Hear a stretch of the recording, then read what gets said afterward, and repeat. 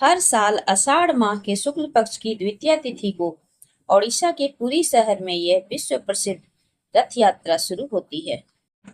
पौराणिक कथाओं के अनुसार एक बार भगवान कृष्ण की बहन सुभद्रा ने द्वारका नगरी देखने की इच्छा जताई थी। तब भगवान श्री कृष्ण और बड़े भाई बलराम ने उन्हें विशेष रथ पर बैठाकर पूरे नगर का भ्रमण कराया था। इसी घटना की याद में हर साल पुरी में तीनों भाई बहन भगवान जगन्नाथ, बलभद्र और देवी सुभद्रा विशाल रथों पर सवार होकर नगर का भ्रमण करते हैं। यात्रा के दौरान भगवान जगन्नाथ अपने मुख्य मंदिर से निकलकर लगभग 3 किलोमीटर दूर अपनी मौसी के घर यानी गुंडिचा मंदिर जाते हैं।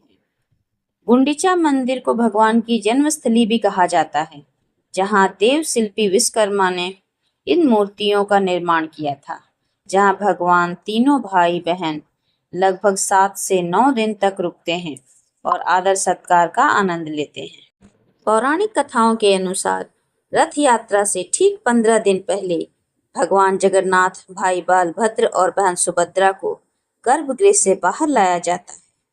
यहाँ कुएं के 108 कलशों के ठंडे पवित्र जल से उनका शाही स्नान कराया जाता है। क्योंकि ज्येष्ठ का महीना अत्यधिक गर्म होता है और अचानक इतने ठंडे पानी से स्नान कराने के कारण भगवान को ठंड लग जाती है और वह तेज बुखार की चपेट में आ जाते हैं। भगवान के बीमार होने की इस 15 दिन की अवधि को अनास्कर कहा जाता है। इस दौरान मंदिर और भगवान की दिनचर्या पूरी तरह बदल जाती है। इन 15 दिनों तक भगवान को एकांत कक्ष में रखा जाता है और भक्तों के लिए मंदिर का मुख्य द्वार पूरी तरह बंद कर दिया जाता है। इस दौरान भगवान को 56 भोग नहीं लगाया जाता। राजवैद्य की देखरेख में उन्हें जड़ी बूटियों का काढ़ा और फलों का रस दिया जाता है। उनके विग्रह पर चंदन का शीतल लेप और औषधीय तेल लगाया जाता है। 15 दिन इलाज के बाद जब भगवान पूरी तरह स्वस्थ होते हैं तो वे नए रूप और तेज के साथ दर्शन देते हैं। इसे नेत्र उत्सव कहा जाता है। इसके ठीक अगले दिन भगवान रथ यात्रा पर निकलते हैं। कहते हैं भगवान अपने भक्त का कष्ट अपने ऊपर ले लेते हैं। कथाओं के अनुसार पुरी में माधव दास नाम के भगवान जगन्नाथ के एक परम भक्त रहते थे। वह अकेले रहते थे और दिन रात प्रभु की भक्ति में लीन रहते थे। एक बार माधव दास जी गंभीर रूप से बीमार हो गए और उन्हें उल्टी दस्त का भयानक रोग हो गया। वह इतने कमजोर हो गए कि उठने बैठने में भी असमर्थ हो गए। फिर भी उन्होंने किसी से मदद नहीं मांगी और हमेशा यही कहते रहे कि मेरे जगन्नाथ ही मेरी रक्षा करेंगे। अपने भक्त की यह दशा देखकर स्वयं भगवान जगन्नाथ एक सेवक का रूप धारण करके उनके घर पहुंचे। भगवान ने कई दिनों तक माधव दास जी के गंदे कपड़े धोए, उनके शरीर को साफ किया और उनकी हर संभव सेवा की।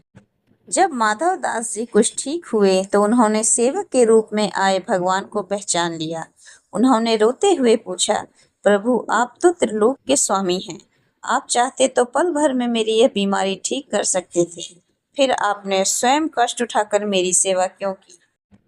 तब भगवान जगन्नाथ ने मुस्कुरा कर कहा, हे माधव, जो प्रारब्ध होता है उसे तो भोगना ही पड़ता है। यदि मैं तुम्हारी बीमारी ऐसे ही ठीक कर देता तो तुम्हें इसे भोगने के लिए अगला जन्म लेना पड़ता। मैं नहीं चाहता कि मेरा भक्त एक बीमारी के कारण फिर से संसार के चक्र में फंसे, इसलिए मैं तुम्हारी सेवा करने चला आया। भगवान ने आगे कहा, अब तुम्हारे कर्मों का फल केवल 15 दिन बाकी बचे हैं। इसे तुम नहीं बल्कि मैं स्वयं भोगूंगा। मान्यता है कि तभी से भगवान जगन्नाथ हर साल 15 दिनों के लिए बीमार पड़ते हैं और अपने भक्तों का कष्ट अपने ऊपर ले लेते हैं।